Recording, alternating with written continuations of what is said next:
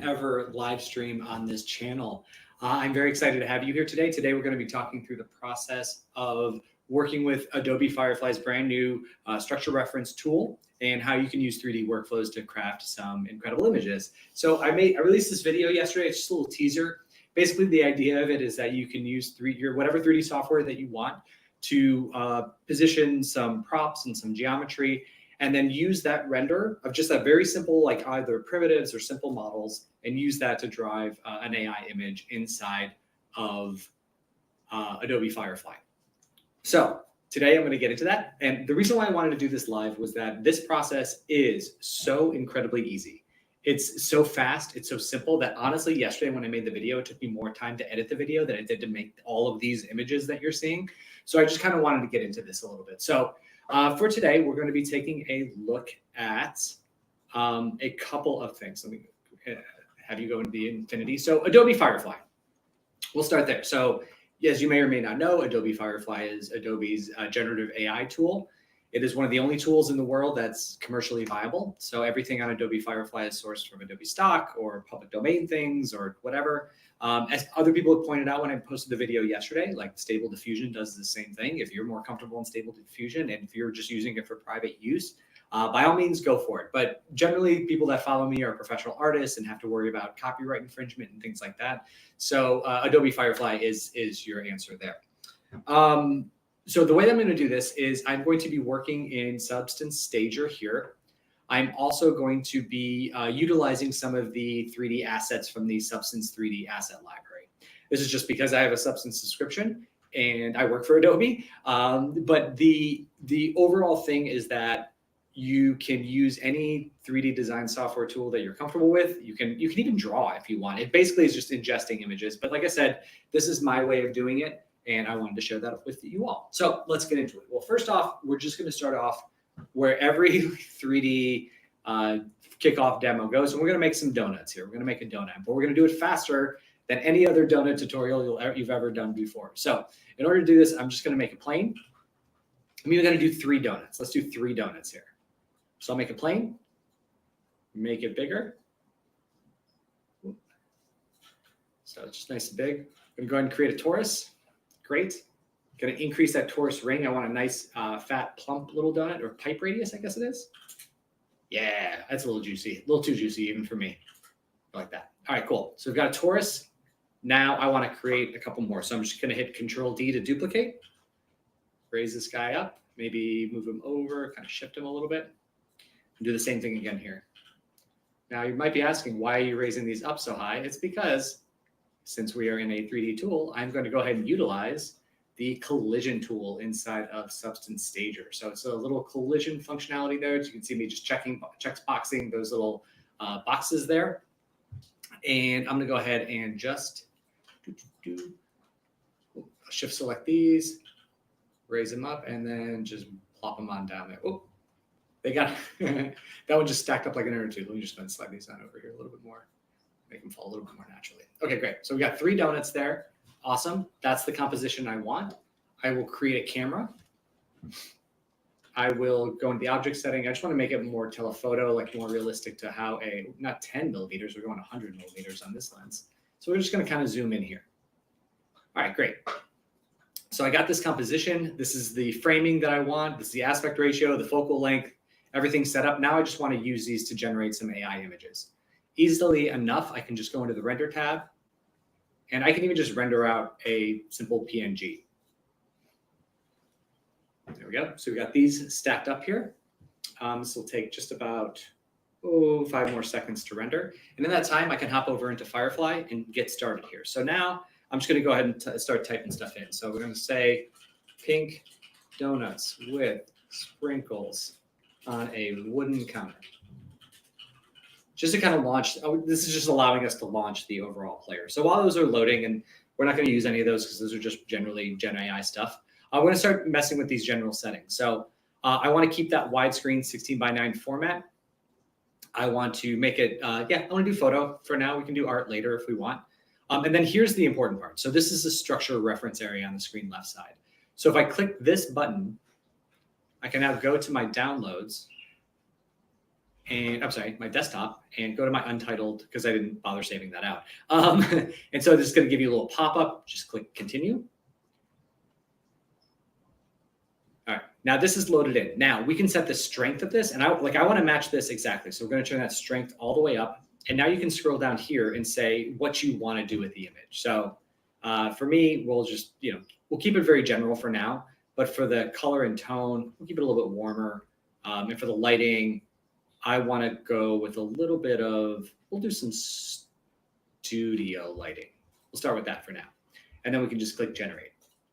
And what it's going to do is it's going to read that structure reference in, make a photo with warm tone, studio lighting, again, pink donut sprinkles on wooden counter. And here we go. And there we go. So automatically, we've already got some images here. So we can go ahead and cycle through these. And this one, I like this one. They even threw in some extra ones in the background there. And now, when you're ready and you're feeling pretty good about it, you can go ahead and just click download. And I can save these exactly where I need them to go. So I'll just drop them in here. Make a new folder for render. This is normally the stuff I edit out. We'll go ahead and drop it in there. There we go.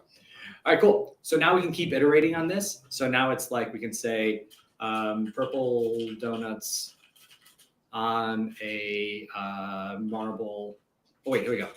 I like to, when you're just kind of goofing around with coffee beans and leaves with a black slate platter with lilac flowers. So sometimes I like to use these suggestions just because Firefly is like, hey, I have a feeling that they're like, hey, I can do this stuff pretty well. So you might just want to use these. And then you can go from there. And the other thing while these are loading is to point out like, ooh, look at that. That's kind of cool. Now the question is like, what would I use these for? And for me, it's just at this point, because like these don't really look like donuts to me. In a lot of cases, for me, this is still just like an ideation tool. This is me just like gathering reference. And I can either do this with like photography or I'm going to go back and really make these in 3D or something like that. Because the thing is like, I remember I got real into food photography when I was younger, and it's just hard. It's hard to, like I don't want to buy 3 donuts because then I probably have to eat them. And if I don't, then I feel bad about wasting them, So it's like you have to like figure out ways to do it. So like this is a really nice way if you're on a budget. Again, and I'll show you some other ones with burgers and sushi and stuff after this. That if you don't necessarily want to do this stuff for real, it's a really great way to practice and train your eye and do all that kind of good stuff. So, okay, so let's say I'm good with photos. I want to make this into some art. So you can click over to art. And let's see what we want to grab here. So from this sampling, I want to make these a watercolor painting this time. All right, great. So I click that. You can see it's added watercolor down here. Now, the one thing is that and you may not want warm tone or studio lighting. I may want to change that around, and now I want dramatic lighting in my watercolor, so I can generate it from there.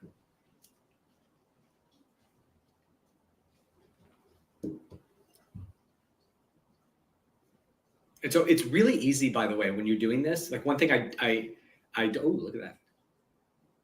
See, this is these are kind of cool. Yeah, these are nice. All right, let's make it futuristic too. I want to see a futuristic donut. So the other thing is just that is nice about this, again, is it's just like you can kind of just rapid fire through it. So what I will do is, and by the way, if you are on YouTube and you are watching this, I haven't, good on you for finding me because I didn't advertise this at all. Oh, look at that. Ooh, they're glossy. That's what happens in the future. They just get glossier. Great. Okay, let's download one of these. Amazing. All right, cool. So that is the basic premise, right? You render out some simple images, you bring them in here, you set them up as your structure, and then you can go from there and iterate very quickly on it. Now, the second step of this is what I did a little bit more of, which was leveraging, because like sometimes, you can use simple stuff. You can, like I just used just a cylinder to do my whiskey glass yesterday. But there are times you want to like compose some stuff up a little bit more. So for that, I want to go jump into the Substance 3D asset library because this can really help you get some very specific things. So things like, let's see, I did hamburger. And I can go here and I can download this guy, this cooked burger, which I already have downloaded. And then you can take this into your 3D tool. So let's say I wanted to bring this in here. I can go to my models where I have it downloaded and I've got cooked burger, just drag and drop it into the scene. And now the nice thing is like this all comes in pieces. So like you can start to compose something that you wouldn't normally do. And I haven't tested this one, so I don't even know if this will work, but we'll just bring these up to kind of create like a little bit of a deconstructed burger thing. Just make it like an exploding, we'll call it an exploding burger. I'll eat all those. This and this. All right. Now, one thing that I do like to do, running out of room here. Pull those guys up and then pull the button back down. So the one thing that I do like to do sometimes is like if I'm worried that the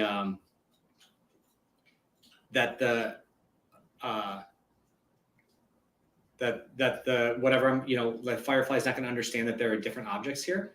What I will do is I will often go in and just to make sure to distinguish certain things from certain, like the background or whatever, you can go ahead and be like, okay, I'm gonna go ahead and grab this bun and I'll just make this like a brighter color so that, you can ensure that everything's reading as something slightly different.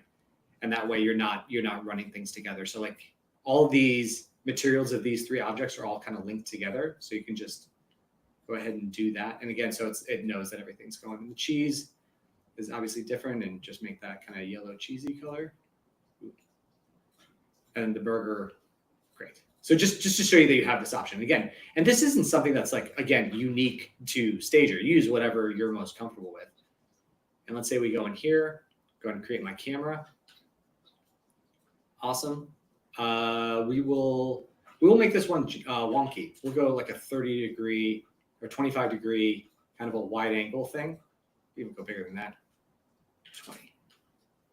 Just kind of make this look like a tower of a burger. We'll shift this up here. All right, so we got a wide angle lens at it. Awesome. I will go ahead and render this out. Again, the renders are super fast because you're not rendering like full texturing, full lighting, anything like that. You can just use the default lighting on it. And now again, take this on over into Firefly. Now here's the big one. I like to clear everything out because if you don't do that, you'll forget, which I often do, which creates some fun examples, which I'll show you guys here in a minute. We will call this cheeseburger deconstructed. Now, again, I haven't practiced this one. We'll see if this works. Choose one. Okay, great.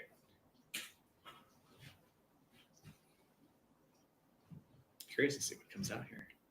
So structure reference. I didn't clarify whether it was photo or art. It just automatically does it here. So we'll see what kind of spits out. Oh, okay. Interesting. So I think this is it's trying a little bit too hard here. Okay, cool. But it's kind of getting the rough idea. I think what I want to do is I want to say deconstructed over rustic wooden background, dark wood table. No, I just want over white for now. We'll see what it looks like there. Just because I want to just like simplify this and just see what we got, and then we can kind of build out from there.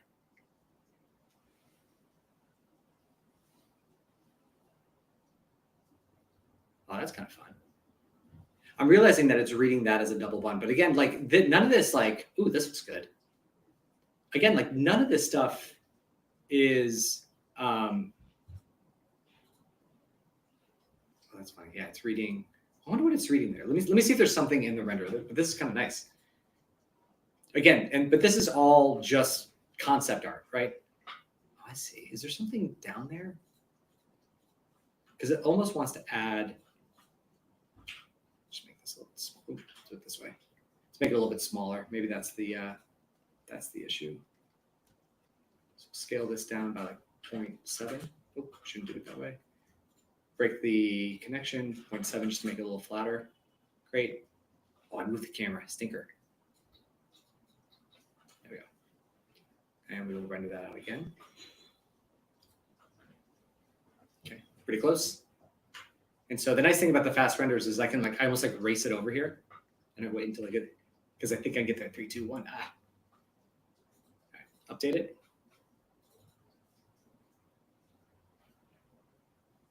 And I'll go ahead and rerun it. But again, like this is, if you're talking to a client, if you're trying to talk to your supervisor, your art director, or whomever, and you're just trying to ideate on stuff, this is a very, very simple way to do it. And like I said, with food photography, it's really, tough. Like I say this as somebody who worked for a burger related product for a little while, and you end up eating way too many cheeseburgers, and the peppers are kind of nice there. Yeah, so we'll go ahead and stick with that. All right, great. So that's another one there. Now, the other one that I wanted to show was, again, so we've got like, you don't want to eat a bunch of cheeseburgers or donuts because they'll make you fat. What if it's just expensive? And for that, I wanted to get into some like art of sushi making. So let's go ahead and do that. So I went ahead again over to the asset library, grab some sushi.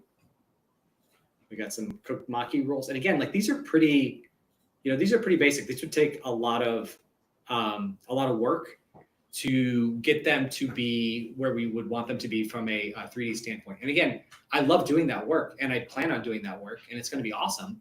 But the thing is that I want to like be able to visualize and concept out before I get started, so I know where to put my energy and I know where to put my focus when I'm actually building it out. So let's go ahead and make I think we should do a circle plate or a square plate. Let's do a square plate. That's a little fancier. And then we can go in here, and I think we can bevel these edges. Yeah. And then I'll shrink this down. Bring the height down to like 1. Awesome. And then we can start taking the sushi and just start plopping that guy on there. Awesome. Now, for me, I think that one of the things that I love more than anything else in the world is some omakase, which usually comes out as like one at a time. So for that, I want the egg, no urchin. We'll stick with salmon. All right, cool. So I'll just take this, position it on the plate where I want it. It is a little bit bigger like that. Then you can rotate that out. All right, great. Now let's create the camera. Aspect ratio we want. Awesome. We will jump in. We'll do like a real telephoto to get real up in there. Because again, if you're working for a client that's like a restaurant, a restaurant that wants to create a new menu or something, and you're like, hey, I think this is the best way to photograph this stuff. Okay, great. So we'll highlight that right there. By the way, if I'm using Stager, if you have questions about how to use Stager, I've got a full tutorial in my YouTube channel. All right, cool. All right, great. We'll just stick with that for now. Render it out. And I can literally continue doing this all day. And believe me, I have. In that I will definitely, actually, you know what? Let's look at this. So I can see that the background is the table. What I would want to be the tabletop is matching the color of the plate a little bit too much. And so I just want to make sure that, and same thing with this, we'll just make sure that they're nice and distinctly different. And it doesn't actually matter what color they are, just that, because you just want to give you just want to give Firefly a chance to create the distinguished pieces. All right, cool. We'll go out. Great, awesome. And you know what, even if you want, I'll show you this. So even if you want, like we're ray tracing this, which is helpful. Even if I don't want to do that, I can switch this render over to a real-time render engine, which renders almost immediately. It takes less than a second. And so I can go in here now, clear out these prompts, go in, we'll do a photo reference. We will go back and grab our entitled. And you know what? Just for the heck of it, we're gonna make a cheeseburger sushi. We're just gonna say cheeseburger with chicken, cabbage, and tomatoes. What kind of monster? Okay, we'll just say cheeseburger in a wooden background. Just because like one of the things that's fun about this is you can literally just do whatever. And I was playing around with this earlier today, and you can quickly start to see like, oh, it's kind of a fun idea. It's kind of a fun concept to make different food in the shape of the other food. Like, look at that. That's ridiculous. Yeah, so I think I am taking some time off next week, but when I come back, I definitely want to play around with like sushi burgers and pasta ice cream cones. And like, again, the AI is all about getting weird with it. Let's just definitely get weird with it. But okay, we'll say instead salmon sushi with caviar and chopsticks on a black background. Yes, that's the kind of level I'm looking for. That's the kind of omakase style that I need in my life. That's not that doesn't cost me, $200 a person at a fancy dinner. So, oh, look at that. See? And we've already got, that's sushi on sushi. That's not look that good. Okay, these look phenomenal. Oh, all right, this one's my favorite. I'm gonna go ahead and download this guy. Welcome to your thumbnail for this one as well. Except for now, I want to say, you know what? I'm gonna switch over to an art style. Let's get, I want a cyberpunk one. Cool. With a cyberpunk. It's made out of fabric. No, we'll say chaotic. We'll say a chaotic one. All right, cool. Generate this again. See what we get. But you can see this is gonna. I swear this is my last generative one because again, it's just kind of a repetitive process. You just, whoa, that's kind of fun. And again, like this is something that I would not have naturally thought of to do with, oh, that's pretty. Like I would not have thought of to do this, right? It's a way of getting stylized reference that I can then go back into my 3D application. I can go back into Substance Painter and be like, okay, I want to paint it like this because I actually want to create this style. Look at this last one. Oof, it's weird looking. All right, cool. Download and away. All right, cool. So that's going to be it. So now, like in the last, I don't even know how long this video takes. I should probably have paid attention to that. But if we go into my renders here, I've got, a handful of different renders of burgers, of donuts of various sizes, of sushi. And again, like how long would it have taken you to go on Google, look around, to get the proper reference image, like this quickens your process, right? It allows you to be an artist. It allows you to continue to do the things that you do well, and it just allows you to visualize this stuff out. So I hope you found this beneficial. If you do, please leave comments in the section down below, and I will see you next time. All right, take care, everyone.